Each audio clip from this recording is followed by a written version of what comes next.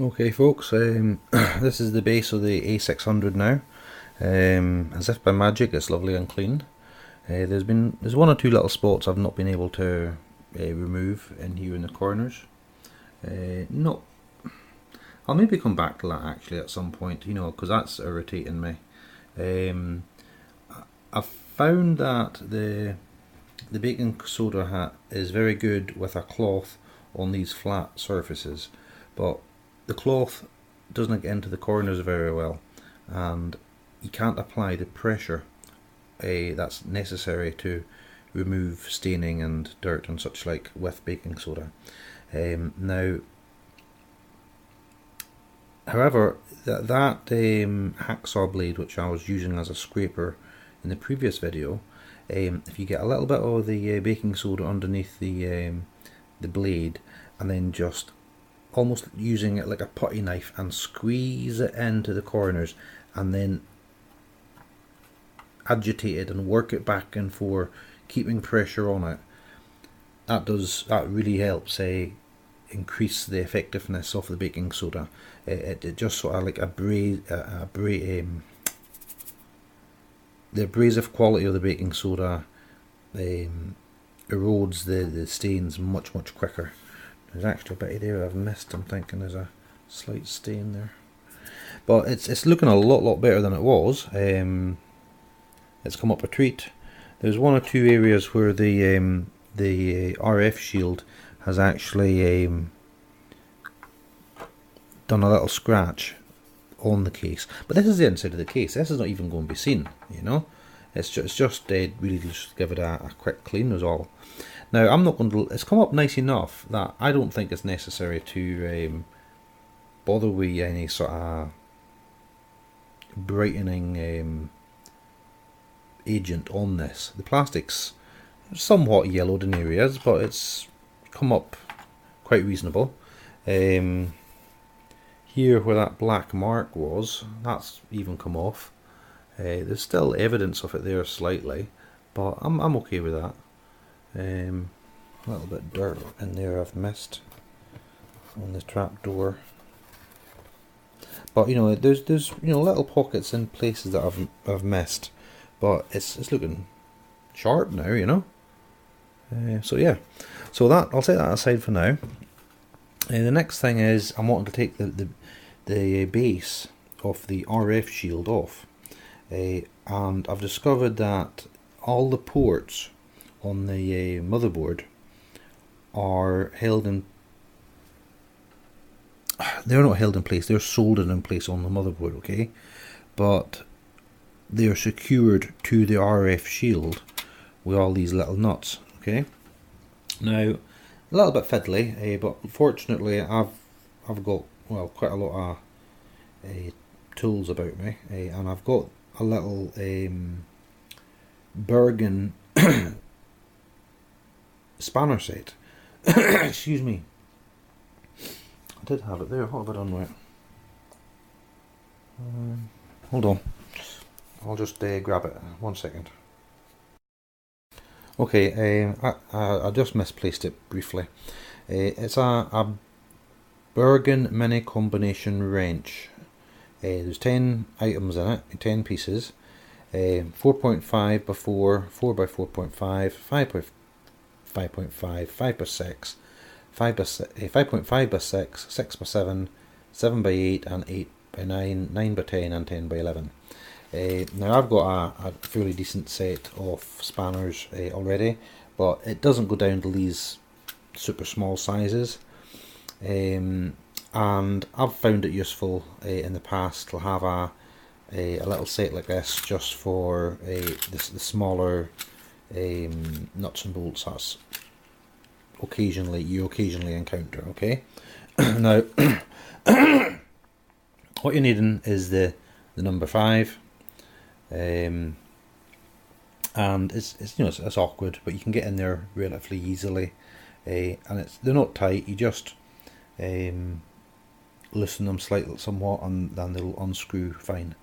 So I'm going to get on with that now, and I'll be back again in a second. Okay, that's the 8 small bolts out. two for each socket. And they're a little bit reluctant to come out, some of them. The threads don't look too bad when I look at them, but there is a bit of corrosion on the threads, and they're just a little bit gummy to come out, you know. Meaning, what I mean by that is, once you'd slackened them a little bit, you'd generally just undo them with your fingertips, but these ones wouldn't do so. They were just a little bit sticky, so I had to wind them all out using the spanner, so that took a little bit longer than I anticipated. Anyway, that's done, so let's see if we can get this shield off now. Back in a second. Alright, that came away easier than expected. Initially it was quite tight in the lower or the base of the RF shield. Now, what worked for me was holding this socket here and just gently prising it up and working the shield away from the side, and then moving over to this side I gripped it here, and you know, both of this socket and this socket have a reasonably strong connection to the motherboard, but don't apply too much pressure because you will crack these boards if you're not careful. Just do it very gently and just slowly apply more pressure, all the while making sure that you're also pulling the shielding away and down at the same time, and it will come away. Once it goes, it comes out easy. So this is the shield. She's got some very bad corrosion in this corner. Luckily there's been an insulating plastic sheet which may have saved the motherboard. So that's going to need a clean as well, and I don't know what to do about this. A lot of people use their A600s and A1200s without this, but it would be nice to fix it up. But how do I do it? Yeah, how do I do it? Quickest method would just be sand the shit out of it and then spray paint it, but I don't know. I'd quite like to try this electroplating that I've seen on YouTube. That corner is going to be ridiculous, so it's probably, once I take the rust off it, there'll be not much left of the tin. But you've got quite a good indication of the condition of the 600. How did this rust so badly? You know, is it this capacitor? I wouldn't have thought that would have caused all that damage. I've also got corrosion over here. Let's have a closer look at this. We'll see how many problems we have. I haven't looked underneath it yet.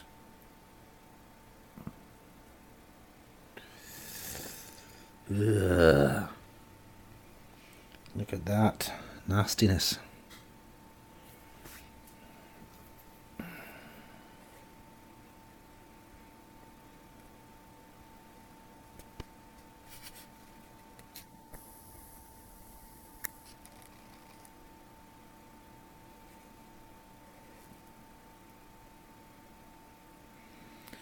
Yeah. Unsurprisingly, this is working. I've maybe caught it just in time. If I'd left it any longer, so I'll need to give this a thorough cleaning as well. I wasn't expecting to do all this. I wasn't going to get into the guts of all this today. I've got other things I need to be doing. Oh well. Look at the state of that there. There's a chap on YouTube, or what's his name now? He's a Amiga expert basically, and he was talking about how some people in the forums who are using the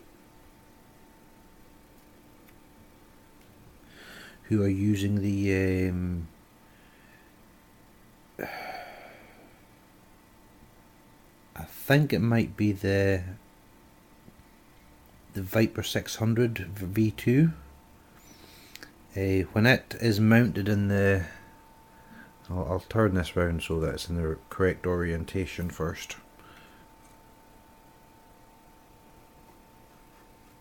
What was it?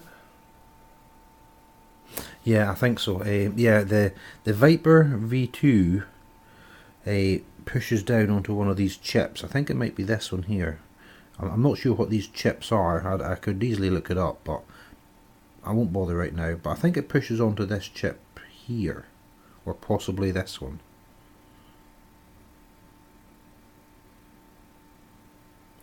Yeah, I think this is the main. I think this one's possibly your... I'm not going to say for sure, but I'm guessing this is your main CPU, because it's Motorola and it's MC68. Oh, that's 6800. No, it's 68000, right? So that's the CPU for the A600, and I think the Viper accelerator just pushes over that. Now, it doesn't only accelerate, however, it also has other ports and expansions on it. One of them being an HDMI port, allowing you to connect to modern monitors. Now, what this guy on YouTube was going to do initially was just plug in an HDMI cable with a small a socket on it, because otherwise the floppy disk drive was getting in the way, which is, I'll zoom out here, which mounts over here in this area, and then just have the cable coming out the trapdoor, because this is where the trapdoor would be. Now, he mentioned that others in forums had mentioned desoldering this unit, because this is the unit that, oh, pardon my camera work, this is the unit that your old TV would plug into.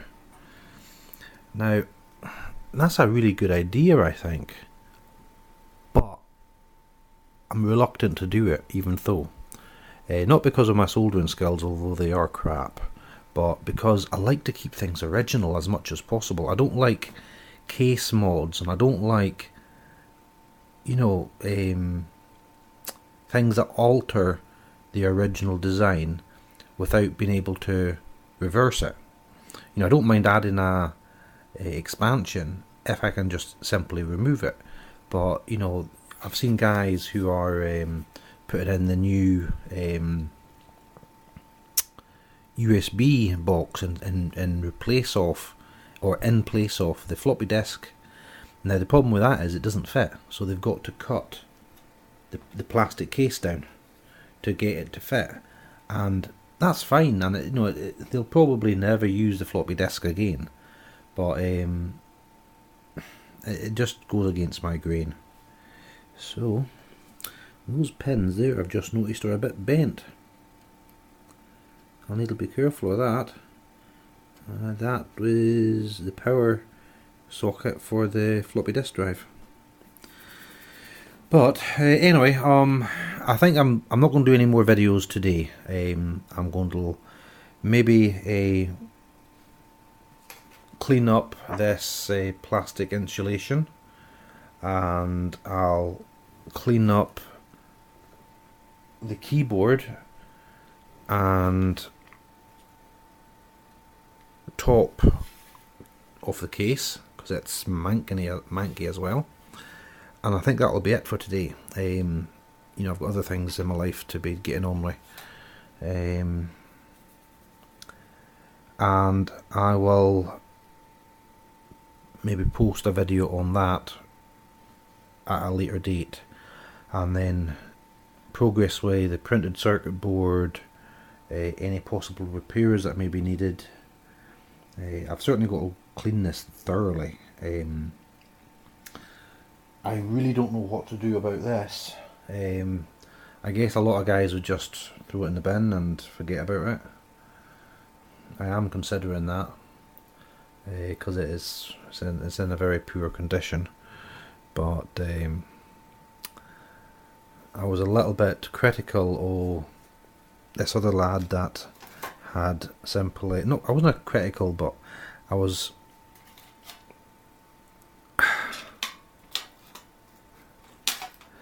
what he did is he cleaned this surface rust off and gave it a coat of primer and then spray painted it silver, and it did look nice. And on the inside he just took the rust off and gave it a wipe with some WD-40 to prevent further corrosion, and that makes a lot of sense. It's less time invested in just a cheap little bit of tin, because this is just thin rubbish.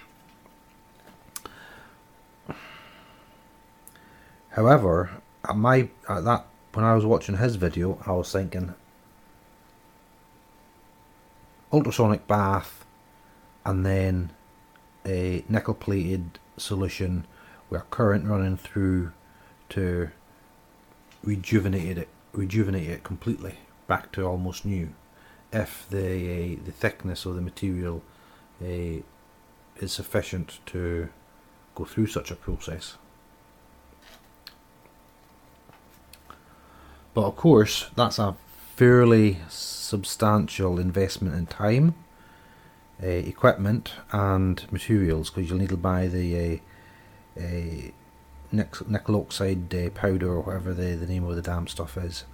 You could copper might not be a good idea. It's maybe too conductive. But there's different plating solutions available, or plating powders. So it's certainly worth investigating if you've got the time and the patience for it. I no longer have the time, and I don't know if I've got the patience, but it would be nice to see that lovely and shiny again. Although I don't know if that corner would completely clean up, because for it to work well, it's got to be absolutely immaculately clean. But enough rambling. I'm going to go on and get on with the top half of the case and this insulating bit in the meantime, and then I can at least keep the components together inside the case until such times as I can start reassembly. So I guess that's all for now, folks. I got cut off in the last video. What I was trying to say in the last video is that I've got two external floppy disk drives, one of which has stopped working. Now there's another guy on YouTube again, a Scottish lad this time. I think he's from the Borders or Fife maybe. He wasn't a Glaswegian, but he was nearer to the Fife side than Glasgow, as I said. And he sort of indicated that it could be the drive belt. There's a little rubber drive belt inside these floppy disk drives, and they sort of perish and stretch over time, so they no longer give driving force to spin the disk up correctly, and it doesn't read correctly and access the information. So I've actually tracked down the company he recommended and ordered up two, so I may as well do both drives while I'm at it. And although the other one seems to be working fine, and hopefully that will fix the drive that's not working. I'll maybe do a little video on that too, although he's got a very good video on it, so it's kind of a waste of my time to do a video on that as he's already covered it. I'll maybe try and look up him up on the YouTube and link you to that, because it's well worth a look.